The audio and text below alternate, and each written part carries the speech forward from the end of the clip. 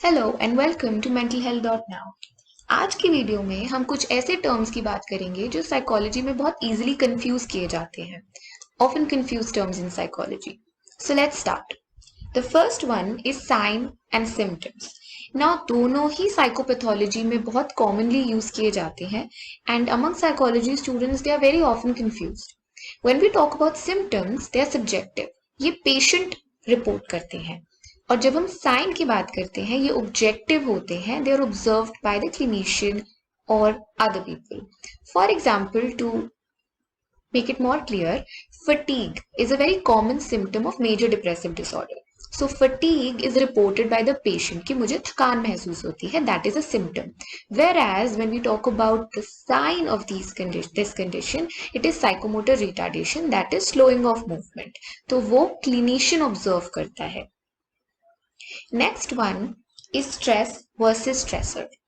जब हम स्ट्रेस की बात कर रहे हैं, it is a subjective reaction of an individual to a stressor. And what is a stressor? कोई भी आपके लाइफ में ऐसा इवेंट जो आपके इक्विलिब्रियम को डिस्टर्ब कर दे। तो स्ट्रेस होता है स्ट्रेसर की वजह से। For example, headache can be a stressful reaction to exams. तो यहाँ पे जो हेडेक है वो एक इंडिविजुअल सब्जेक्टिव रिएक्शन हो सकता है to a stressor, which in this situation are exams. Next up is mood versus affect. तो जब हम एफेक्ट की बात करते हैं, बहुत ट्रांजिएंट होते हैं, यानी कि आके जाने वाले होते हैं and they are very largely specific emotional state, fluctuate करते हैं और आपको विजिबल भी होते हैं। ओके, जब हम मूड की बात करते हैं वो प्रोलॉन्ग्ड स्टेट होता है, सस्टेन्ड रहता है and mood is often underlined, it is not very prominently visible to you. Okay, for example आप कह सकते हो क्लाइमेट वर्सेस वेदर के बीच में जो डिफरेंस होता है वही मूड एंड एफेक्ट के बीच में होता है। A person may be pervasively anxious, which means कि ज्यादा समय वो एंशियस रहते हैं over a long period of time, but at that moment the person is irritable. तो उनका मूड एंशियस है बट उनका एफेक्ट इरिटेबल है। Okay, next up is empathy versus sympathy. Now, most authors they define empathy as the capacity to appreciate और grasp others emotions, कि आप दूसरों के emotions को समझने की क्षमता रखते हो। Whereas when we talk about sympathy, it is showing concern or compassion for others, कि हम दूसरों के लिए concern show करते हैं but we are not exactly understanding how they are feeling. तो एम्पथी में the person has similar emotional experiences to the other person जिसको वो एम्पथी शो कर रहे हैं, जबकि सिंपथी में जो इमोशनल एक्सपीरियंस होता है वो कंसिडरेबली डिफरेंट होता है। For example, to make it more clear, I would say कि empathy is you are trying to you're trying to understand the other person's feelings and emotions, their situation, by getting into their shoes. तो आप उनकी तरह अपने आप को रखकर सोचने की जब कोशिश कर रहे हैं, दैट इज एम्पथी। जब आप सिर्फ उनकी सिचुएशन को देखकर उनके लिए कंसर्न दिखा रहे हैं कि हाँ ये बहुत बुरा हुआ या ये अच्छा नहीं हुआ, that is sympathy. Okay, next up is obedience versus conformity. Now obedience and conformity दोनों ही social influence है, forms of social influence, okay, but they differ in two important ways. तो जब हम conformity की बात करते हैं, the direction of social influence is horizontal, that is from one peer to the individual. तो for example आपके friends हैं या आपके colleagues हैं, वो आपको influence कर रहे हैं, okay, and it is very implicit, direct नहीं होता है, कोवर्ट तरीके से इन्फ्लुएंस किया जाता है। बट जब हम ओबीडियंस की बात कर रहे हैं, the direction of influence is vertical. Vertical means कि किसी अथॉरिटी से आप पर आ रहा है, so somebody who is above you is giving you an order, and it is very explicit, बहुत overt form of social influence होता है obedience. Next up is repression versus suppression, the most often confused terms in psychology. दोनों ही आपके defence mechanisms हैं, Freud ने दोनों की ही बात करी है, बट दोनों में फर्क क्या है? जब हम रिप्रेशन की बात करते हैं तब हम अनकॉन्शियस की बात कर रहे हैं, जब हम सप्रेशन की बात करते हैं तब हम कॉन्शियस की बात कर रहे हैं. So what they are exactly, they have already been discussed in a previous video, but I will just go over it once again. So repression is the unconscious motivated forgetting of unpleasant material. We know when defense mechanisms come into play. And both of these are defense mechanism. तो unpleasant material की तो बात हो रही है, but repression में आप unconsciously वो चीज भूल जाते हो, सप्रेशन में आप कॉन्शियसली भूलने की कोशिश करते हो. Next up is negative reinforcement versus punishment. तो जब हम नेगेटिव रीइंफोर्समेंट की बात कर रहे हैं, we are talking about withdrawing a stimulus to increase the behaviour. On the other hand, punishment involves presenting or removing a stimulus to decrease a behavior. तो यहाँ पे जो ध्यान देने वाली बात है वो ये है कि reinforcement की जब हम बात करते हैं, we are talking about strengthening a behavior. जब हम punishment की बात करते हैं, we talk about reducing the strength of that behavior. Okay, so negative reinforcement का मतलब है आप कोई stimulus ले रहे हैं to increase a behavior.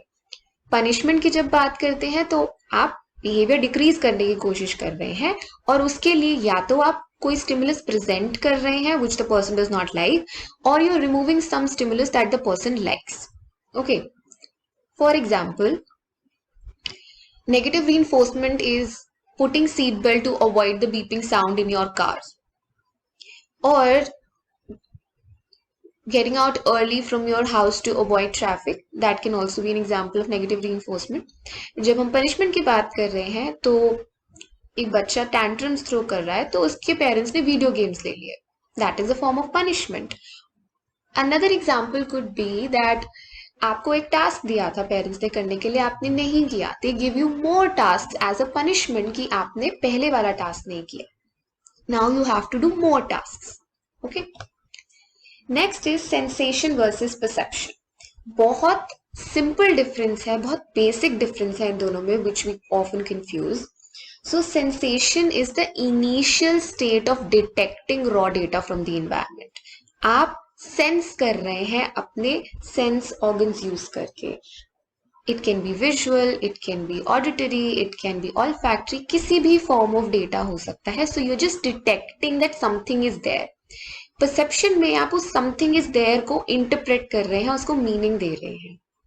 So when you give meaning to your sensation, it becomes perception. For example, आपको skin पे कुछ फील हो रहा है, pressure, that is sensation, but वो एग्जैक्टली क्या है, that is perception. So when you give meaning to your sensation, it becomes perception. Next pair of terms that are often confused are working memory and short-term memory. Now, often very often they're used interchangeably, but most contemporary cognitive psychology scholars they differentiate between them कि ये दोनों same नहीं है, ये दोनों अलग चीजें हैं. So specifically, जब हम working memory की बात करते हैं, they are typically regarded as an interrelated group of systems for transient storage and manipulation of information. तो बहुत कम टाइम के लिए स्टोर कर रहे हो इंफॉर्मेशन और उसको मैनिपुलेट कर रहे हो. So hence the term working, कि आप इंफॉर्मेशन को मैनिपुलेट कर रहे हो. Okay, but when we talk about short term memory, ये एक स्पेसिफिक सिस्टम है within a broader system of working memory, जो एक तरीके से अपैरेटस का काम कर रहा है कि वो इंफॉर्मेशन को कुछ देर के लिए रोक के रखता है एक्टिव मेमोरी में, and after that few seconds वो नेक्स्ट सिस्टम को फॉरवर्ड कर देता है information. If you remember the Atkinson Shiffrin model of memory. Next is sex and gender. Now sex is the biological attributes that one is born with. Okay, whereas जब हम gender की बात करते हैं तब हम socially constructed roles, behaviors, expression and identities की बात कर रहे हैं. Gender is a social construct. So next up we have obsession versus compulsion. DSM-5 के according obsessions are recurrent and persistent thoughts, images or urges that are unwanted, that are experienced as unwanted or intrusive. Okay, तो बार बार कोई thoughts आ रहे हैं, images आ रहे हैं mind में, urges आ रहे हैं that the person does not want, these are obsessions. On the other hand जब हम कंपल्शंस की बात कर रहे हैं तो ये रेपिटेटिव बिहेवियर्स या मेंटल एक्ट्स हैं that an individual is driven to perform to reduce the anxiety, the reduce the frequency जो ऑब्सेशंस क्रिएट कर रहे हैं। सो compulsions they are basically in response to your obsession. For example अगर हम कहें कि बार बार कंटेमिनेशन के थॉट्स आ रहे हैं, those would be obsessions. But उन थॉट्स की फ्रीक्वेंसी को रिड्यूस करने के लिए या फॉर द टाइम बीइंग उनको न्यूट्रलाइज करने के लिए a person is washing hands again and again and again, that is a compulsion. The last one we have today is anxiety versus fear, a very commonly confused pair of terms. Now, जब हम anxiety की बात करते हैं, there is negative aspect. But when it happens in the presence of an ambiguous and potentially avoidable threat. तो जो stimulus है, जो थ्रेट है जिसकी वजह से हमको नेगेटिव अफेक्ट एक्सपीरियंस हो रहा है, वो बहुत एम्बिगुअस है, वेग है, it is not that clear, और वो थ्रेट अवॉइड की जा सकती है, हो या नहीं हो दैट इज ऑल्सो पॉसिबल।